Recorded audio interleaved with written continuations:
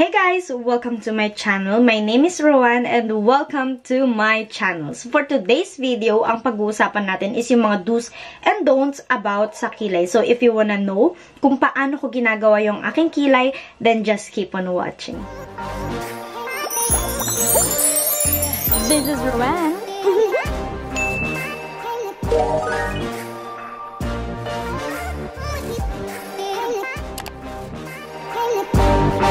So, merong mga iba't ibang product na ginagamit. Merong pomade, pencil, powder. Gagamitin ko ngayon is pencil and pomade. Ipapakita ko sa inyo kung paano ko ginagamit yung pomade, kung paano ko ginagamit yung pencil.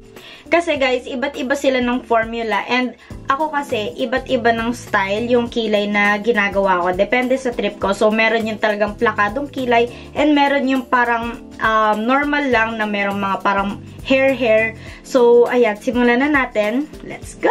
So, first guys, sa pencil muna tayo. Ang pinaka holy grail kong pencil na pangkilay is this one from Maybelline. And this is the Fashion Brow Duo Shaper. Ang ginagamit ko lang dito is yung pencil niya. And super nipis kasi ng pencil niya, guys. Ayun, talagang sinagad ko. Sinira ko pa talaga yung yung packaging niya. Ayun, no. As you can see, diba? Sagad na sagad siya, best.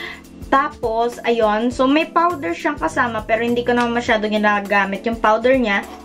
Kasi hindi ako masyado tiwala sa powder. Parang feeling ko kapag napagpawisan lang ako, pagka ginanyan ko, matatanggal. And then, ito guys, ang ganda kasi nung kanyang shade. Kaya gustong-gusto ko siya. But since naubusan ako, ang ginagamit ko na lang is this one, the Detail Makeover Make It Pro Starter Pen.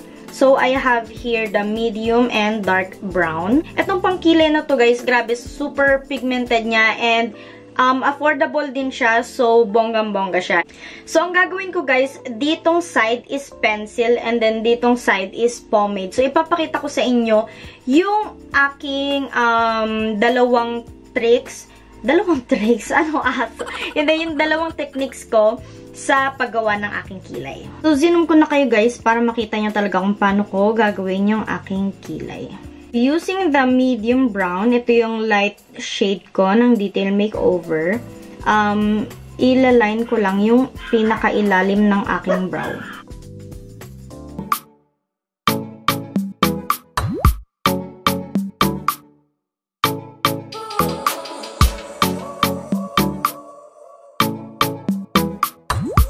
Then, I will be using the dark brown from Detail Makeover.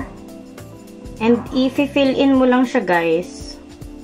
And, ang pinaka-importante, guys, wag na wag nyong lilinyahan yung ditong part para hindi siya maging square root of 9, diba? And, dito, wag nyo siyang lalagyan. Wag nyong lalagyan yan ditong area. So, hanggang dyan lang yung dark para kapag inispuli natin siya, light lang yung mapupunta ditong part. Magiging mukhang blended lang and gradient yung inyong kilay. Kuha tayo ng spoolie and blend lang natin siya. Okay lang yan kahit makalat yung mga labas ng ating kilay. Basta, i-blend lang natin.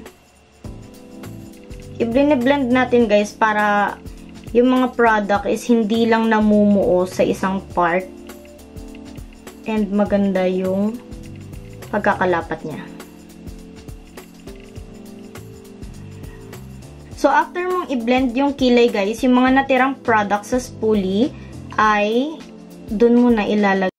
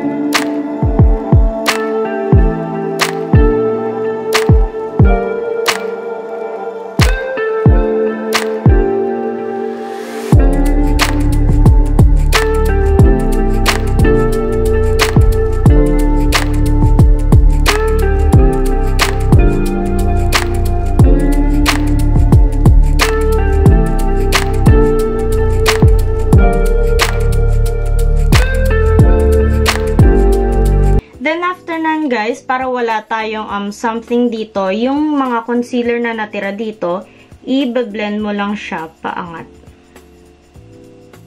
Using your fingers. And, yan. Diba?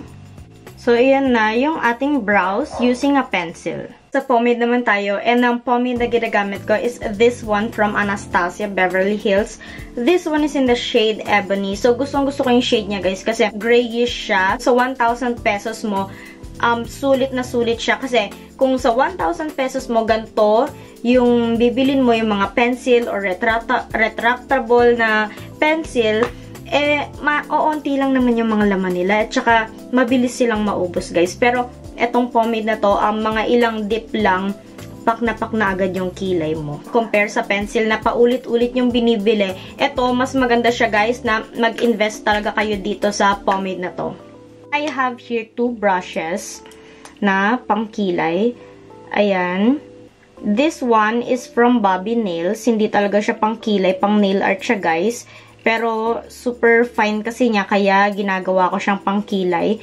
And then, this one naman, may tip din pala ako, guys. So, kapag ganyan na yung brush nyo, yan, yung parang medyo sabog at gusto nyo yung talagang sobrang nipis, lagyan nyo lang ng glue every time na kayo ay magkikilay. And this is safe naman, guys, para sa mukha. Kasi ito nga yung ginagamit ko pang creative look. So, ayan, glue lang, tapos konting pisel. And, bongga na. O, diba? Pwedeng-pwede na siya pang kilay. Sobrang nipis na. So, first, of course, sa ilalim ulit. Pero, ito, sa medyo gitna nyo ilalagay, guys. Hindi na dito. Dito nyo lalagyan. Okay? Let's go.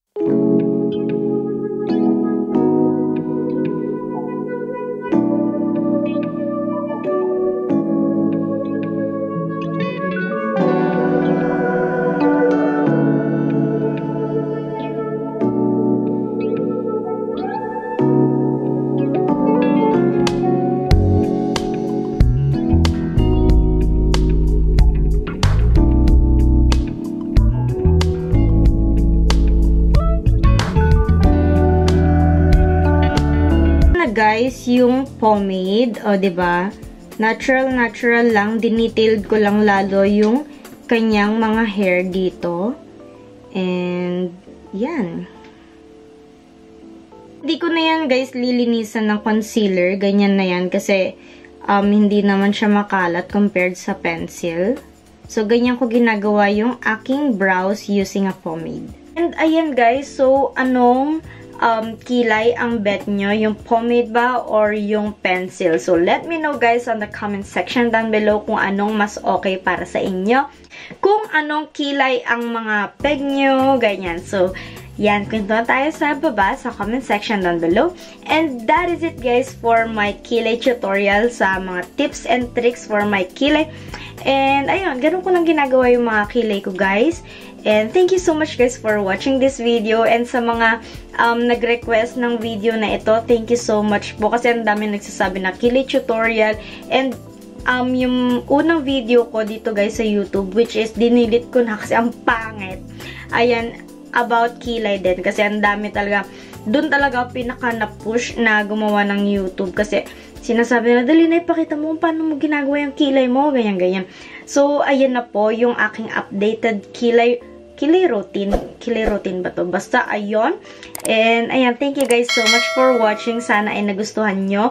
And may mga nakuha kayong tips and tricks sa paggawa ko ng kilay. Thank you so much, guys, for watching this video. Bye! See you on my next one.